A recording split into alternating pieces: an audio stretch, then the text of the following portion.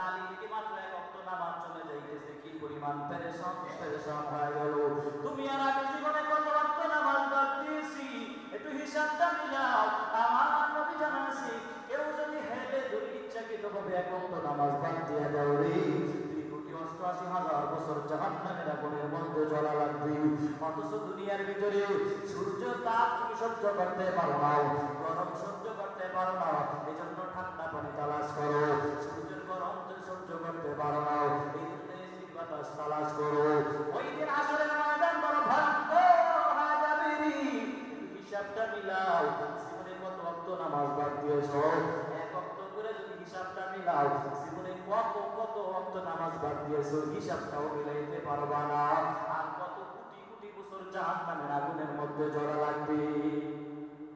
এজন্য ভালো করে শুনেন ভাই, আজকের এই মাহফিলটা দেওয়ার উদ্দেশ্য হলো আপনার আমার নামাজ যেন ঠিক হয়ে যায়। এজন্য নামাজের প্রতি গুরুত্ব বাড়ানো দরকার আছে না নাই? 5 ওয়াক্ত নামাজ জামাতের সাথে পড়া লাগবে।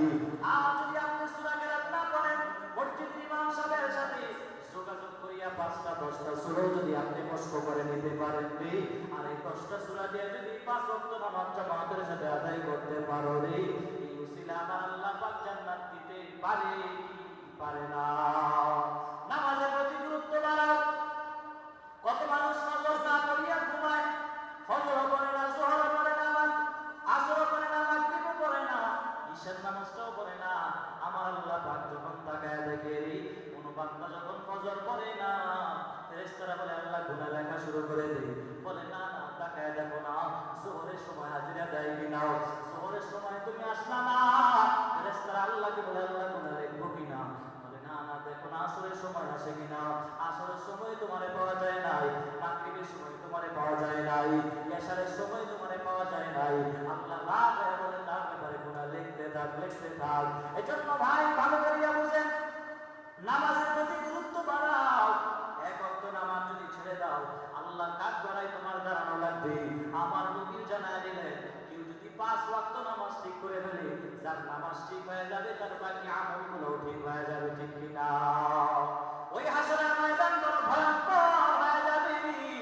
সেই হাসরের ময়দানে আপনার আমার দাঁড়ানো লাগবে। হাসরের ময়দানে আল্লাহ পাক আপনার হায়াতের প্রত্যেকটা সেকেন্ড, প্রত্যেকটা মিনিট, প্রত্যেকটা মাস, প্রত্যেকটা ঘন্টা, প্রত্যেকটা বছরের হিসাব আল্লাহ পাক দিবে রে। ওই দিন যদি আমি হিসাব না দিতে পারি, আল্লাহ পাক বলবে সামান্য পরিমাণ সামনে আগাতে পারবি না। এজন্য নামাজটা ঠিক করা দরকার আছে না নাই? জোরে বলেন আছে না নাই? নামাজের প্রতি গুরুত্ব দেওয়া দরকার লাগবে। গুরুত্ব যত বাড়াবে, আপনার আমলে তত বরকত হয়ে যাবে, আপনার রিজিকের মধ্যে আল্লাহ পাক তত বরকত দিয়ে দিবে। কিন্তু আমরা নামাজটাই ঠিক মতো করি না। হাসরের ময়দানে কবরের চিন্তা একটু ভিতরে ঢুকাও, সেই কবরের ভিতরে সাপ পর্যন্ত আপনাকে কামড়াবে, সেই কবরের ভিতরে কোনো আলো নাই, বাতাস নাই, ওই কবরের আযাব বড় ভয়ঙ্কর। আমার আল্লাহ পাক যখন ফেরেশতার মাধ্যমে তোমাকে প্রশ্ন করা হবে রে, এই প্রশ্নের জবাবগুলো দিতে না পারলে তোমার কবরের একটা রাস্তা জাহান্নামের সাথে লাগায় দেওয়া হবে। আর যারা ঠিকমতো প্রশ্নের জবাবগুলো দিতে পারবে, আল্লাহ পাক বলবে তার কবরের একটা রাস্তা জান্নাতের সাথে লাগায় দেওয়া হলো, কিয়ামত পর্যন্ত আর বান্দার কোনো কষ্ট হবে না। আর যারা ঠিকমতো নামাজ পড়ে নাই, সুদের ব্যবসা করেছে, ঠিকমতো নামাজ পড়ে নাই, আরেকজনের প্রতি জুলুম করেছে, আরেকজনের ধন সম্পদ মেরে দিয়েছে, এদের কবরের হালত বড় ভয়ঙ্কর হয়ে যাবে। 70 থেকে 99টা সাপ তার কবরের ভিতরে চলে আসবে। একটা দুইটা সাপ নয়, এক একটা সাপের এত পরিমাণ বিষাক্ত হবে রে। দুনিয়ার ভিতরে একটা সাপ যদি একবার নিঃশ্বাস ফেলে, দুনিয়ার দামি দামি সব ফল নষ্ট হয়ে যাবে। এত বিষাক্ত ধরনের সাপ তার কবরের মধ্যে চলে আসবে। ওই কবরের চিন্তা একটু ভিতরে ঢুকাও। ওই হাসরের ময়দান বড় ভয়ঙ্কর। ওই হাসরের ময়দানে সূর্য এক বিরাট করে চলে আসবে। ওই দিন যারা নামাজ ঠিক মতো পড়ে না, এদের অবস্থা বড় খারাপ হয়ে যাবে। সূর্যের তাপমাত্রা তার গায়ের মধ্যে লাগা মাত্র এত পরিমাণ কষ্ট হবে। যারা নামাজি ঠিক মতো নামাজ পড়ে নাই, এদের মাথার মগজগুলো বাতের মারের মতো টক টক করে পড়তেই থাকবে। ওই আযাব বড় ভয়ঙ্কর হবে। আল্লাহ পাক বলে, অন্য নবীরা পর্যন্ত নাফসি নাফসি বলে কাঁদবে, আমার নবী পর্যন্ত সে আল্লাহর কাছে বারবার আবদার জানাবে, নবীও আল্লাহর কাছে বারবার আবদার জানাবে, আমার একটা উম্মত যেন জাহান্নামে না যায়। আল্লাহ পাক ধমক দিবে, ধমক দেওয়ার কারণে হাসরের মাঠটা থমথম করে কাঁপতে থাকবে, থরথর করে কাঁপতেই থাকবে, কাঁপতেই থাকবে। কেউ থামানোর ক্ষমতা নাই। ওই ভয়ঙ্কর সময় কেউ কারো সঙ্গী হবে না, কেউ কারো পরিচয় দিবে না। বাবা তার সন্তানের পরিচয় দিবে না, সন্তান তার বাবার পরিচয় দিবে না। শুধুমাত্র সেই দিন কথা হবে তার আমল ছাড়া কোনো কথা নাই, ঠিক কিনা? এজন্য আমলটাকে সুন্দর করে নাও। আসরের ময়দান বড় ভয়ঙ্কর হবে রে। এই জান্নাতে যদি যেতে চাও, কন্টিনিউ নামাজটাকে ঠিক করে নাও, আমলটাকে সুন্দর করে নাও। আল্লাহ পাক 29 নম্বর পারায় সূরা মুলকের ভিতরে আল্লাহ পাক জানাচ্ছেন, আল্লাযী খালাকাল মাউতা ওয়াল হায়াতা লিয়াবলুয়াকুম আইয়ুকুম আহসানু আমালা। আল্লাহ পাক জানায় দিলেন, আমি আল্লাহ পাক তোমাদের হায়াত মতগুলো কেন দিলাম রে? যেন তোমরা সুন্দর আমল করতে পারো। সুন্দর আমলের কথা আল্লাহ পাক বলেছি। আল্লাহ পাক এই জায়গায় বলে নাই আহসানু আমালা, আল্লাহ পাক বলেছেন সুন্দর আমল করার জন্য। আল্লাহ পাক বলেছেন, আল্লাহ পাক কিন্তু বলে নাই বেশি আমল করার জন্য। আল্লাহ পাক বলে নাই জন্য দাইমানি আমল আমার আল্লাহর দরবারে বড় দামি। সর্বদাই আমল যেটা করবে সেটা অল্প একটু আল্লাহ পাক সেটাই নবীর মাধ্যমে জানায় দিলেন, সেটুকুকে তোমার জান্নাতে যাওয়ার জন্য যথেষ্ট হয়ে যাবে। অল্প আমলই সেটা নাজাতে যাওয়ার জন্য যথেষ্ট হয়ে যাবে। এজন্য সুন্দর মতো আমল করবেন, আমলের প্রতি গুরুত্ব বাড়াও। মাগরিবের পরে সূরা বাকিয়ার আমলটা বাড়া করবে। যারা কোরআন পড়তে পারো, মাগরিবের পরে সূরা বাকিয়ার আমল করতে পারো। আমার নবী জানায় দেয়, যেই ঘরের ভিতরে মাগরিবের পরে সূরা বাকিয়ার আমল হবে, যেই ঘরের ভিতরে মাগরিবের পরে সূরা বাকিয়ার তেলাওয়াত করা হবে, ওই ঘরের ভিতরে কোশ্চিন কেন রিজিকের কোনো অভাব দিতে পারে না, দেখা দিতে পারে না। আজকে আমরা আল্লাহর কাছে না চাইয়া বান্দার কাছে শুধু হায় হতাশ করি, আমার টাকা নাই, পয়সা নাই, রিজিক নাই, আমার সন্তান খাওয়ায় না। আল্লাহর রাস্তায় যারা সময় দিবে রে, আমার আল্লাহ পাক জানায় দেয়, যারা আমার রাস্তায় চলে আসবে আমি আল্লাহ পাক তাদের সব কিছুর ব্যবস্থা করে দেব। কিন্তু আমরা আল্লাহর কাছে চাই না। এজন্য নামাজের কথা বেশি কার বলা হচ্ছে, নামাজটার গুরুত্ব বাড়ায় দেন।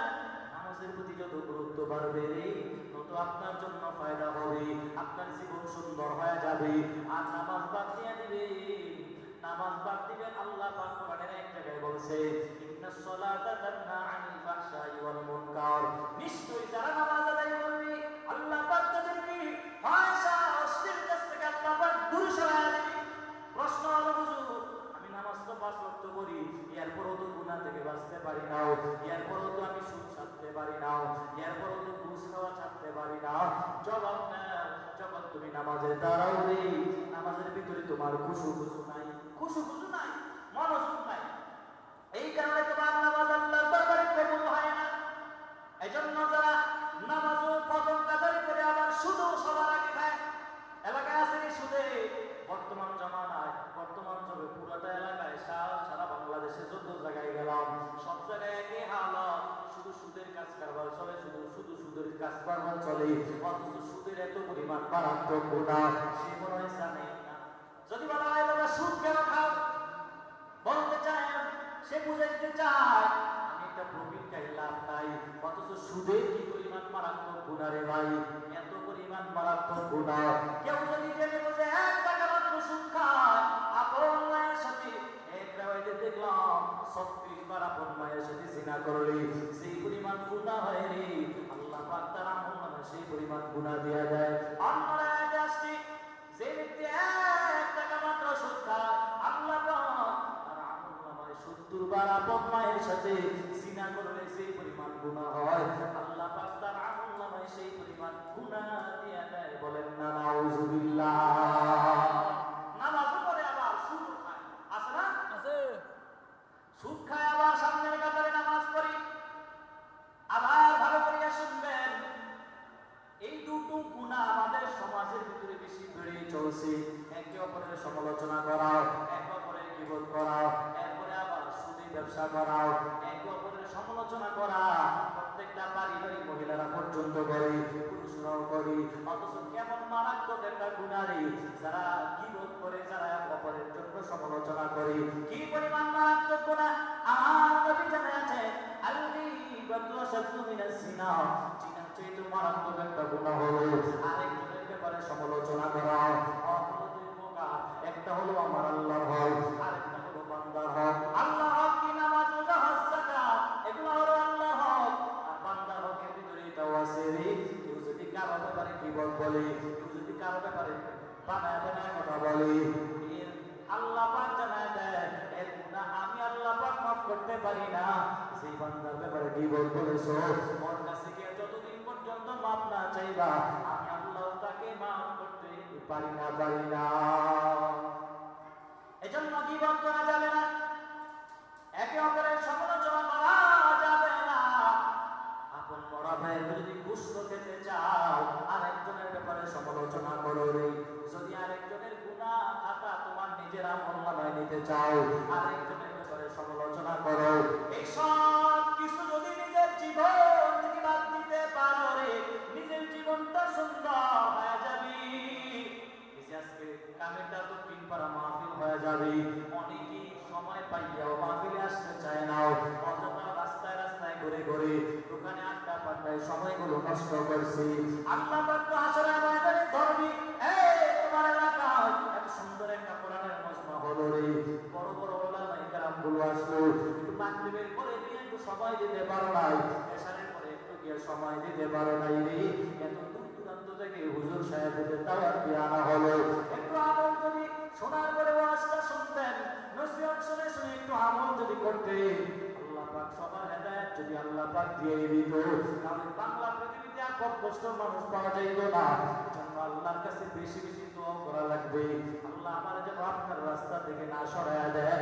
এখনো সময় আছে, যারা রাস্তাঘাটে দোকানে পারে ঘুরতেছেন, মাগরিবের পর থেকে অনেক ওলামায়ে কেরাম আলোচনা করবে, একটু সময় যদি হয় বাড়িতে সময় তো প্রতিদিনই দেন, প্রতিদিন তো আর এই মাহফিলটা হবে না, বছরে একবার মাহফিলটা হয়। মাগরিবের পরে এসে একটু সময় দেন, ওলামায়ে কেরামের চেহারার দিকে তাকায় থাকলো, আল্লাহ পাক সগীরা গুনাহ আল্লাহ পাক মাফ করে দেন। কেন ওলামায়ে কেরামের আলোচনা শুনতে শোনার জন্য চলে আসেন। মাগরিবের পরে ওয়াজ হবে, এশারের পরে হবে, এরপরে শেষ পর্যন্ত মুনাজাত দিয়ে আপনারা তারপরে বাড়ি যাবেন। আল্লাহ পাক অবশ্যই কোন কথার দ্বারা আল্লাহ পাক কারে হেদায়েত দিয়ে যায় সেটা তো বলা যায় না, কিন্তু জানার জন্য হলো আসবেন। এখানে আসলে গুনাহ হবে না রে ভাই, একটু আইসা যদি সময় দিতে পারে আপনার জিন্দগিটাও সুন্দর হয়ে যাবে। এজন্য সময় নষ্ট না করি, যারা এদিক সেদিক ঘোরাফেরা করছেন, আমি বলবো এখানে এসে একটু সময় দিবেন।